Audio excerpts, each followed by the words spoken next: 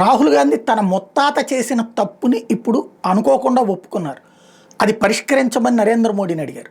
అదేంటి అలా ముత్తాత జవహర్లాల్ నెహ్రూ గారు చేసిన తప్పుల్లో ప్రధానమైనటువంటి తప్పులు ఆ రోజుల్లో ఏంటి? తను ప్రధానమంత్రి కావడం కోసం అర్జెంటుగా స్వతంత్రం పొందే క్రమంలో బ్రిటిష్ వాళ్ళ షరతుకు లొంగి నేతాజీ సుభాష్ చంద్రబోస్ అసలు బ్రిటిష్ వాడికి వణుకు పుట్టించి వాడికి టాయిలెట్ వచ్చేలా చేసి వాడిని దేశం వదిలిపోయేలాగా స్వతంత్రం ఇచ్చేలా చేసినటువంటి వాడు నేతాజీ సుభాష్ చంద్రబోస్. బర్మా దాకా సుభాష్ చంద్రబోస్ సైన్యం వచ్చిందని తెలిసాకనే భయపడ్డటువంటి బ్రిటన్ అప్పటికి రెండో ప్రపంచ యుద్ధంలో నానా చావు చచ్చింది. భారతీయుల వల్లనే గెలిచింది. కాబట్టి అర్జెంటుగా అది వెనక్కి పోవడానికి సిద్ధపడింది.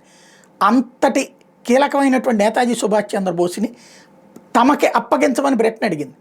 రేపు స్వతంత్రం వచ్చాక మీ దేశానికి వస్తాడు, మాకు అప్పగించండి అని చెప్పి యుద్ధ ఖైదీగా అప్పగించమన్నాడు.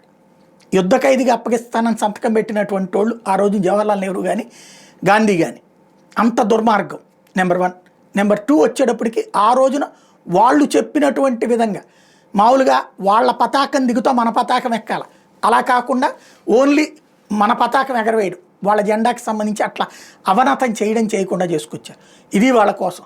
అదే కాకుండా భారతదేశంలో ఉన్నటువంటి అన్ని శాసనసభలు అన్ని పార్లమెంటులతో సహా పార్లమెంటు నుంచి శాసనసభల దాకా ఆంగ్లో ఇండియన్లు అంటే బ్రిటన్లో పుట్టి ఇండియాలో సెటిల్ అయినటువంటి ఆంగ్లో ఇండియన్ల కుటుంబాలు ఏవైతే ఉంటే వాళ్ళకి ఇక్కడ గెలవకుండా ఎన్నికల్లో పోటీ చేయకుండా నేరుగా ఇద్దరిద్దరు సభ్యులు లోక్సభ నుంచి రాజ్యసభ నుంచి అట్లాగే ఇక్కడ దాకా శాసనసభల దాకా అన్నిట్లో కూడా ఇద్దరికి నామినేటెడ్ పదవులు, వాళ్ళు ఏ పోటీ చేయకుండా వాళ్ళు ఇక్కడ మన సభల్లో ఉండేటట్టు.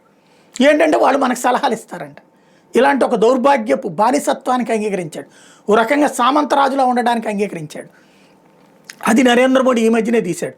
ఆ బ్రిటిష్ వాళ్ళ కాలంలో మేము కట్టించామని పార్లమెంట్ని ఈ మధ్యనే తీసేశాడు. కొత్త పార్లమెంట్ కట్టించాడు. ఇప్పుడు ఒక కొత్తది ఏంటయ్యా అంటే బ్రిటిషర్స్ లీజుకి ఇచ్చిన 7 కోట్ల హెక్టార్ల భూమి లీజు గడువు ముగిసిపోయింది, చాలా కాలం అయింది, దాన్ని మీరేం చేస్తారు మోడీజీ అని చెప్పి ఖచ్చితంగా చాలా మంచి పాయింట్ చెప్పారు. ఇప్పుడు ఆ లీజులు రద్దు చేసే కార్యక్రమం కూడా మోడీ చేయాలని కోరుకుందాం. అసలు ఏ భూమి అన్నది కూడా తెలుసుకుందాం.